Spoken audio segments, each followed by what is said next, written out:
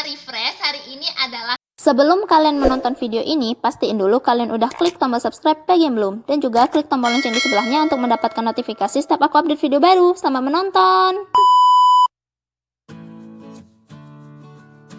Assalamualaikum warahmatullahi wabarakatuh. Hai semuanya, balik lagi channel YouTube aku Wida MRI.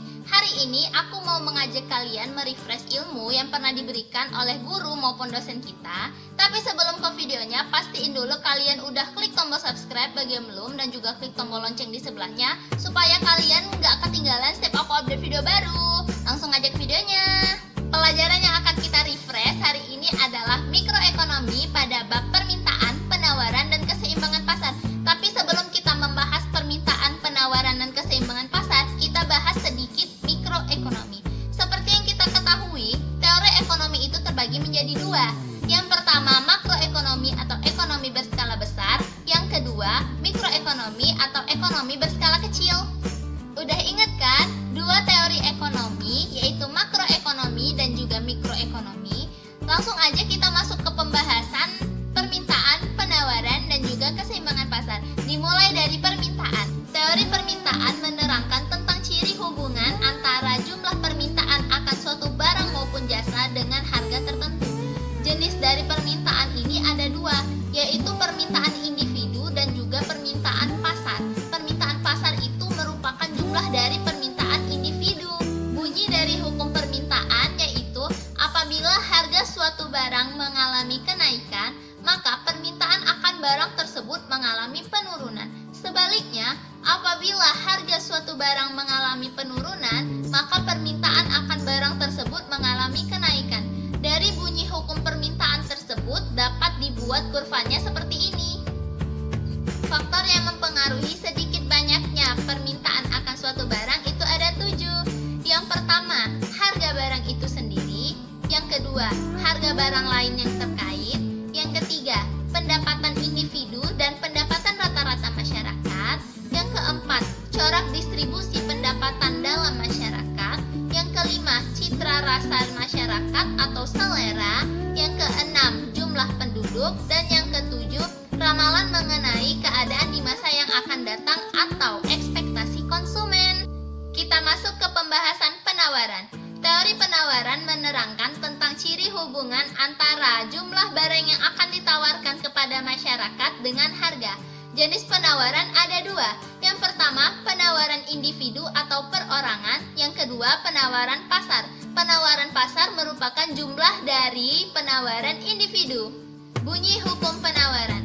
Apabila harga suatu barang mengalami kenaikan, maka jumlah barang yang akan ditawarkan mengalami kenaikan. Sebaliknya, apabila harga suatu barang mengalami penurunan, maka jumlah barang yang akan ditawarkan mengalami penurunan. Dari bunyi hukum penawaran tersebut dapat dibentuk kurvanya seperti ini.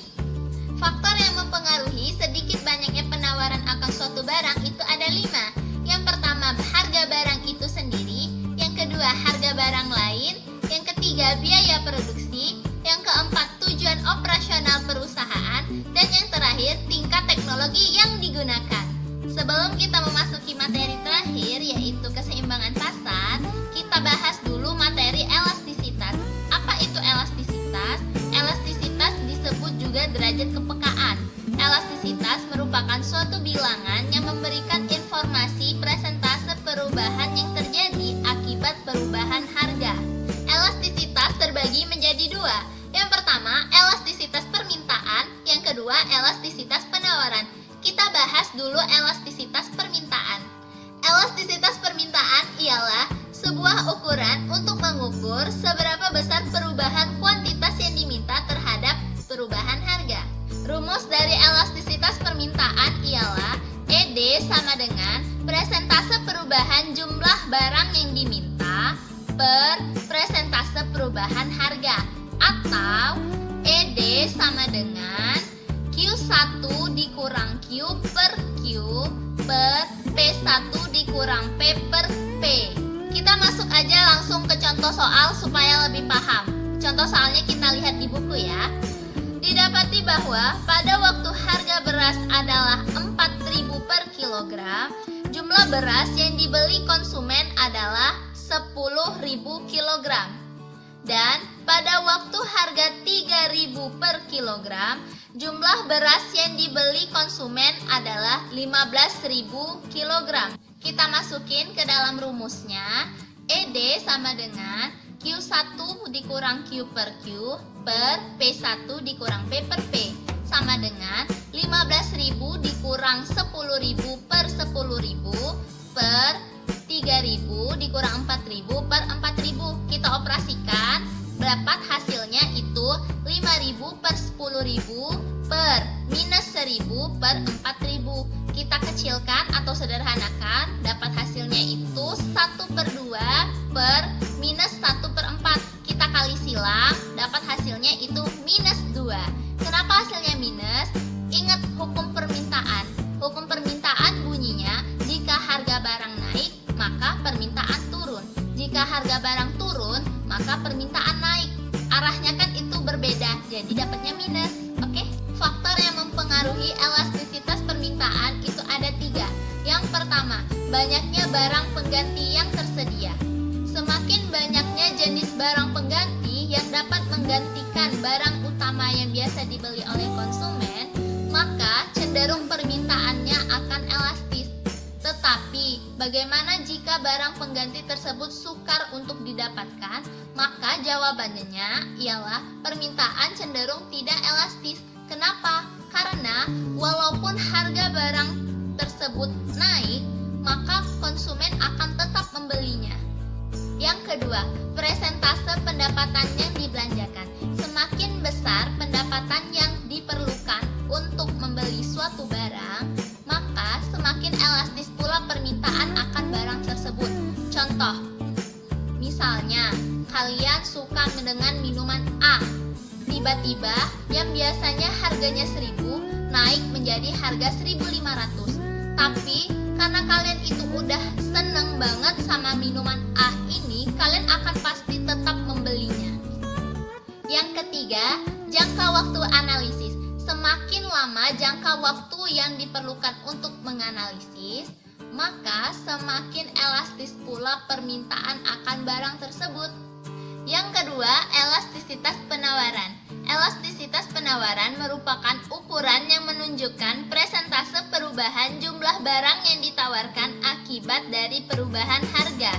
Rumus dari elastisitas penawaran ialah ES sama dengan presentase perubahan jumlah barang yang ditawarkan per presentase perubahan harga, atau ES sama dengan QB dikurang QA per QA per PB dikurang PA per PA. Faktor yang mempengaruhi elastisitas penawaran itu ada 2. Yang pertama, sifat perubahan biaya produksi. Penawaran akan tidak bersifat elastis apabila kenaikan penawaran hanya dapat dilakukan dengan biaya yang cenderung tinggi atau besar.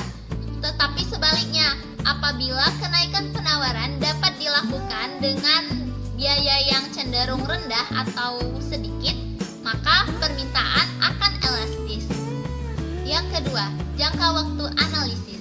Apabila kenaikan penawaran tidak dapat ditingkatkan dalam jangka waktu yang singkat, maka penawaran akan bersifat tidak elastis sempurna. Sebaliknya, apabila kenaikan penawaran dapat ditingkatkan dalam jangka waktu yang panjang, maka penawaran bersifat elastis.